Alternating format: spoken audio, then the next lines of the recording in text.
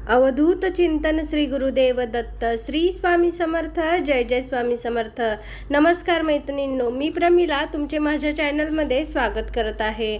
आज आपण पाहणार आहोत शारदीय नवरात्री किती तारखेपासून सुरू होत आहे आणि घटस्थापनेचा मुहूर्त काय आहे आणि पूजाविधी काय आहे आणि आवश्यक साहित्य काय लागणार आहे याबद्दलची सर्व माहिती आपल्या व्हिडिओमध्ये आज आपण पाहणार आहोत.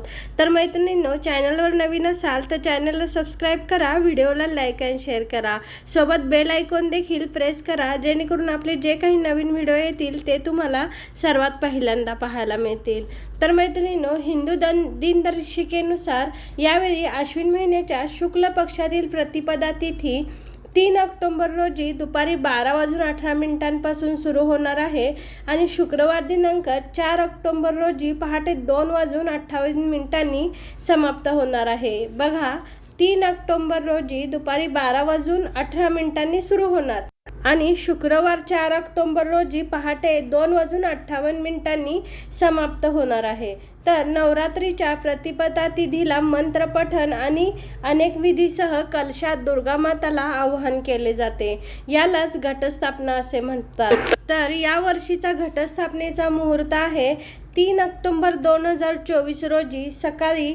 अभिजित मुहूर्त आहे सकाळी 11:46 पासून ते दुपारी 12:33 अभिजित मुहूर्त आहे आणि त्या दिवशीचा सकाळीचा शुभ मुहूर्त आहे सकाळी 6:15 पासून ते 7:22 हा मुहूर्त असणार आहे. तर या शुभ मुहूर्तावर आपण घटस्थापना करावी. तर मैत्रिणींनो, आता आपण जाणून घेऊया आपल्याला साहित्य काय काय हवं आहे. तर साहित्यामध्ये आपल्याला नारळ, लाल वस्त्र किंवा चुनरी देखील चालेल, धागा, वाळू, अगरबत्ती, गवत, रोळी, तीळ, बार्ली, कापूस, लोकर, देशी तूप किंवा तेल देखील चालेल, कापूर, सुपारी, तांब्याचा ग्लास किंवा तांब्या, सिंदूर, पंचामृत, फळे, फुले, दुर्गादेवीसाठी चुनरी आणि दुर्गा चालीसा पाठ देखील आपल्याला लागणार आहे. तर या ठिकाणी आपण अखंड दिवा लावत असू तर आपल्याला अखंड दिव्यासाठी आपण वात घ्यायची आहे आणि मोठ्या आकाराचा आपण दिवा घ्यायचा आहे. त्याचप्रमाणे कलश स्थापनेसाठी आपण आंब्याची पाने आणि तांब्याचा कलश घ्यायचा आहे आणि अष्टदल काढण्यासाठी आपल्याला तांदूळ देखील लागतील. याचप्रमाणे आपण आरती करण्यासाठी आरतीचं ताट देखील आपल्याला आवश्यक असणार आहे. तर कलश स्थापनेचा विधी आपण वेळेतच करायचा आहे. कलश स्थापना कशी करायची, तर आपण पूजेच्या ठिकाणी एक चौरंग ठेवायचा, चौरंगावर लाल वस्त्र अंतरायचं आणि तांब्याचा तांब्या घ्यायचा आणि त्यावर आंब्याची पाने ठेवायची आणि त्यावर आपण नारळ ठेवायचा आहे. सर्वात पहिल्यांदा आपण दिवा पूजन करून घ्यायचं आहे. दिव्याला हळदी कुंकू लावून दिव्याच्या खाली थोड्या अक्षता ठेवायच्या आणि आपण त्या ठिकाणी दिवा ठेवायचा आणि दिवा पूजन करून घ्यायचं. त्यानंतर आपण कलशावर आंब्याची पाने, नारळ ठेवून आपण कलश स्थापना करायची आहे. यानंतर आता आपण पाहूया 9 दिवसाचा उपवास आणि उपासना कोणत्याही समस्येशिवाय पूर्ण होण्यासाठी सर्वात आपण गणपती बाप्पांची प्रार्थना करायची आहे. 9 दिवसांपैकी प्रत्येक दिवशी देवीला आपण फळे, फुले, मिठाई आणि प्रसाद अर्पण करायचा आहे. तसेच आपण सकाळी संध्याकाळी देवीची आरती करायची आहे.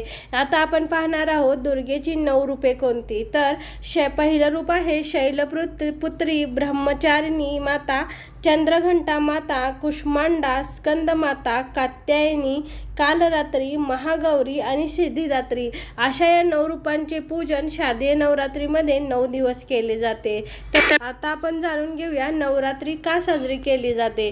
तर अश्विन महिन्याच्या शुक्ल पक्षातील प्रतिपदेपासून नवमीपर्यंत नवरात्र उत्सव साजरा केला जातो. शारदीय नवरात्र उत्सव हा अश्विन महिन्यात शरद ऋतूमध्ये येतो. ही नवरात्र शरद ऋतूत येते, यामुळे या शारदीय नवरात्र असे म्हणतात. पौराणिक मान्यतेनुसार देवी दुर्गेने जगाच्या कल्याणासाठी शारदीय नवरात्रीच्या 9 दिवसात महिषासुराशी युद्ध केले आणि विजयादशमीला त्याचा वध करून भक्तांचे संरक्षण केले.